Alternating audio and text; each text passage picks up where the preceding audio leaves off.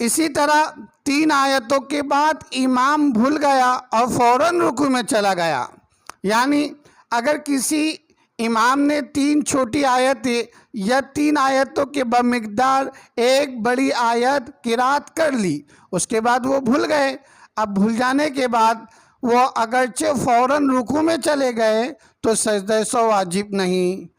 فوراً رکوع میں چلے گئے، 3 آیتیں یا ایک لمبی آیت بڑی آیت 3 آیتوں کے بمقدار پڑھ لی اور اس کے بعد بھول جائے اور وہ رکوع میں چلے جائے تو سجدہ سہو واجب نہیں۔ ہاں اگر 3 آیتیں پڑھی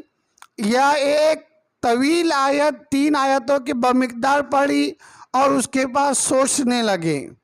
یعنی اس کے بعد سوچنے میں اتنا وقت ہو گیا کہ ایک رکن کی مقدار کھڑے رہے سوچتے ہوئے کہ آخر اس کے بعد کیا ہے، یعنی اتنی تاخیر ہو گئی کہ سبحان ربی العظیم، سبحان ربی العظیم، سبحان ربی العظیم 3 مرتبہ بولنے تک، اتنی تاخیر تک وہ روکے، تو یاد رہے اگر وہ روکے پھر رکوع میں گئے تو سجدہ سہو واجب ہے، سجدہ سہو واجب ہے۔